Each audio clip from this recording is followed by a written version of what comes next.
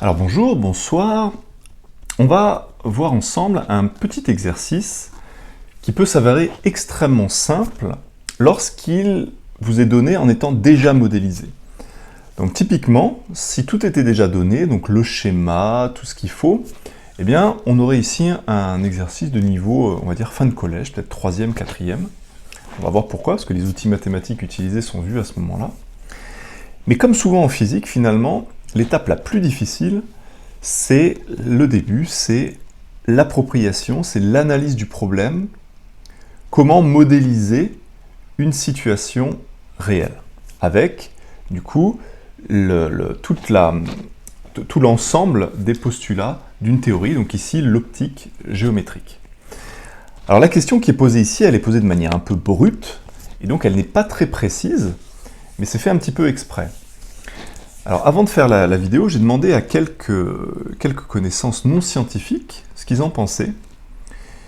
Alors c'est pas du tout une étude statistique bien développée avec un échantillon important, etc. C'est vraiment juste pour voir.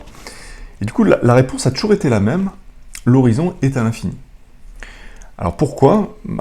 Je ne suis pas du tout sûr de moi, mais une hypothèse, ça serait que on a en fait tous un peu cette culture artistique commune de la notion de perspective et de point de fuite. On a tous vu des tableaux avec des droites comme ça qui se rejoignaient, et du coup qui se rejoignaient où ? À l'infini, au point de fuite qui est à l'infini, parce que mathématiquement, deux droites parallèles ne se rejoignent qu'à l'infini. Donc je pense qu'il y a un petit peu de ça. Alors ça se trouve c'est pas du tout ça, mais bon. Mais en fait on va voir que cette notion d'horizon à l'infini, eh bien en fait ça serait une conséquence directe de la Terre plate et infinie. Et donc ça irait directement, ça serait un argument pour dire que la Terre est plate. Alors montrons-le ça. Commençons par modéliser le problème en supposant que la Terre est plate et infinie. Donc je commence par faire du coup le sol. Donc je fais une coupe. Donc le sol ici continue à l'infini. Alors, ici il va falloir préciser qu'est-ce qu'on appelle distance de l'horizon, parce que pour qu'il y ait une distance, il faut que ce soit entre un point et un autre point. Donc l'horizon, on peut bien comprendre que c'est le dernier point observable, mais observable par quoi ? Par qui ? Il y a donc forcément un observateur, ou un capteur.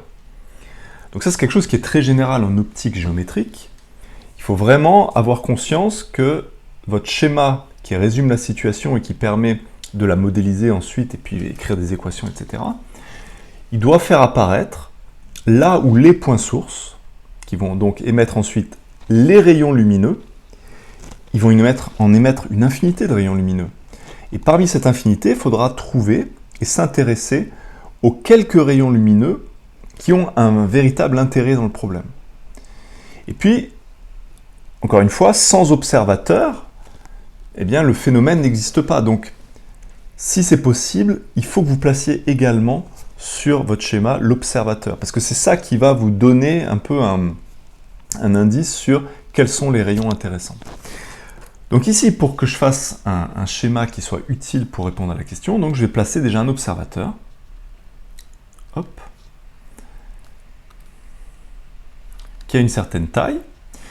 Et donc cet observateur va recevoir des rayons lumineux des différents points sources de la surface terrestre. Donc si je prends un point source par exemple ici, S1, eh bien ce point source, comme vous le savez avec les postulats de l'optique géométrique, ce point source émet une infinité de rayons lumineux dans toutes les directions de l'espace libre.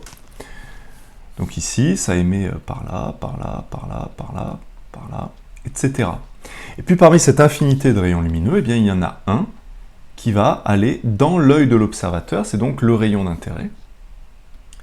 Et donc puisqu'il y a un rayon qui atteint l'œil de l'observateur, eh bien ça veut dire que ce point source S1 est visible pour l'observateur.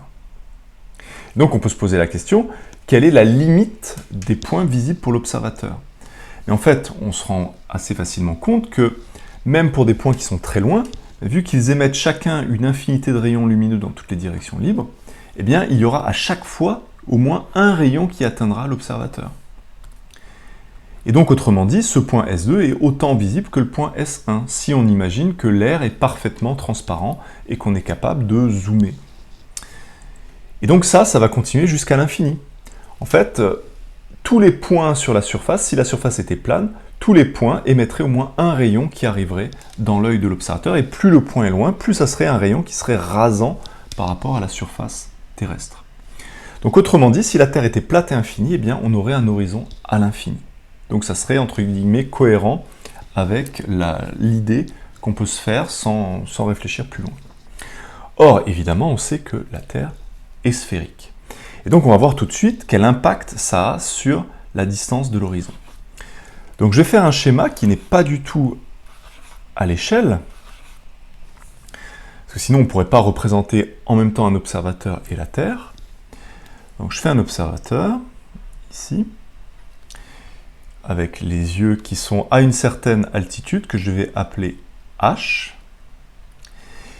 Et donc qu'est-ce que ça change que la Terre soit sphérique? Si je prends un point qui est proche, eh bien, il émet des rayons lumineux dans toutes les directions, et donc là, typiquement, eh bien, j'ai un rayon lumineux qui arrive dans l'œil. Donc, ce point lumineux, ce point source, est visible pour l'observateur. Mais on se rend bien compte que si je prends un point qui est beaucoup plus loin, par exemple ici, eh bien, il va émettre des rayons lumineux dans toutes les directions libres, mais il n'y a aucun rayon lumineux qui va atteindre l'œil. Et donc, on comprend que eh bien, le fait que la Terre soit ronde, eh bien, ça empêche de voir l'ensemble des points de la surface terrestre. Et donc maintenant, qu'est-ce que l'horizon? Eh bien, l'horizon, ça va être en fait le point le plus lointain visible pour l'observateur. Et donc, qu'est-ce qui va caractériser cette limite? Eh bien, ici, on voit que le point est facilement observable parce que ici, j'ai un rayon qui est, comment dire, dans le cône principal d'émission du point source. Mais plus mon point va être loin, plus finalement ça va être les rayons qui sont tangents à la surface, qui vont atteindre l'observateur. Et du coup, la limite, eh bien, ça va être le point source tel que c'est, entre guillemets, le dernier rayon qui va atteindre l'observateur. Et quand je dis dernier rayon, ça veut dire c'est le rayon qui va être tangent à la surface terrestre. Donc pour le trouver, ce point source, eh bien, je pars de l'observateur, et du coup, je vais tracer la tangente à la surface terrestre. Donc ça, c'est juste un moyen de trouver, du coup, le dernier point source visible qui est ici. Ce point source, comme n'importe quel point source, émet de la lumière dans toutes les directions libres, mais c'est bien ce point source qui a le rayon tangent qui va atteindre l'observateur. Tout point source plus loin que ce point source, eh bien, va avoir un rayon tangent. Par exemple, si je prends celui-ci, eh bien, le rayon tangent, il va aller là, donc il n'arrivera pas à l'observateur. Donc il ne sera pas visible par l'observateur. Donc voilà comment on fait pour caractériser l'horizon. Donc finalement, la distance de l'horizon, ça va être la distance entre l'observateur et ce point S. Alors après, la distance, je la prends par rapport à quoi? Parce qu'en fait, théoriquement, je devrais la prendre par rapport au pied de l'observateur. Sauf qu'ici, cette distance, donc que je vais appeler ici PS, en fait, elle n'est pas très simple à exprimer. C'est faisable, hein, notamment avec les outils qu'on voit dans le supérieur, mais c'est un peu prise de tête parce que du coup, c'est un arc de cercle PS. C'est pas très simple. Donc ici, le point O, donc c'est l'œil de l'observateur. La distance OS, comme on va voir, par contre, elle est simple à exprimer. Donc ce qu'on peut se dire, c'est que peut-être que la distance OS est très peu différente de la distance PS. Et donc, je vais pouvoir approximer la distance PS à la distance OS. Et si c'est le cas, je vais vérifier à la fin de mon calcul, et bien à ce moment-là, j'aurai la distance de l'horizon via OS. Alors pour ça, je vais devoir introduire autre chose, parce que la distance OS sans rien, je ne vais pas pouvoir l'exprimer. Mais j'ai besoin du centre de la Terre. Alors pourquoi? Eh bien parce qu'en fait, on va utiliser une propriété qui est vue au collège, je le disais en introduction, qui est que toute tangente à un cercle est forcément perpendiculaire au rayon de ce cercle au point de la tangente. Donc ici, j'ai un angle droit. Et du coup, dès qu'il y a un angle droit, on pense forcément soit trigo, soit Pythagore. Du coup, je vais également tracer... Alors, par contre, ici, j'ai raté mon bonhomme. Mon bonhomme est penché vers l'avant, j'aurais dû le faire... Hein. Le bonhomme, il est comme ça. Hop, je triche un peu. Le bonhomme, forcément, il doit être parfaitement vertical. Donc, il doit être selon, dans la direction du rayon. Donc, voilà ce qu'on obtient. Donc, finalement, on a un triangle O. Alors, je ne vais pas l'appeler O, pardon, je vais l'appeler C. C comme centre de la Terre. Donc, on a un triangle CSO qui est un triangle rectangle. Et donc, maintenant, c'est très simple. Je rappelle que ici, la distance PC, c'est le rayon de la Terre, et la distance CS, c'est également le rayon de la Terre. Donc on a ici un triangle rectangle, donc je vais utiliser Pythagore. Donc on va avoir, premier côté CS, donc CS au carré, plus deuxième côté SO au carré, est égal à l'hypoténuse au carré, c'est-à-dire CO au carré. Et si je remplace avec les paramètres que j'ai posés, CS, c'est le rayon de la Terre, donc ça fait R carré. SO, c'est ce que je cherche, donc je vais appeler ça par exemple D, donc la distance de l'horizon, égale CO carré. Eh bien CO, on remarque que c'est CP plus PO. Donc en fait, c'est R plus H, CO. Et donc le tout est au carré. Nous, ce qui nous intéresse, c'est D, donc je fais passer R carré de l'autre côté, ça fait D carré égale R plus H, le tout au carré moins R carré. R plus H au carré, c'est R carré plus 2RH plus H carré, moins R carré. Et donc, il nous reste, en prenant la racine, D est égal à racine carrée de 2RH plus H au carré. Alors, du coup, maintenant qu'on est arrivé à ce résultat, plusieurs choses.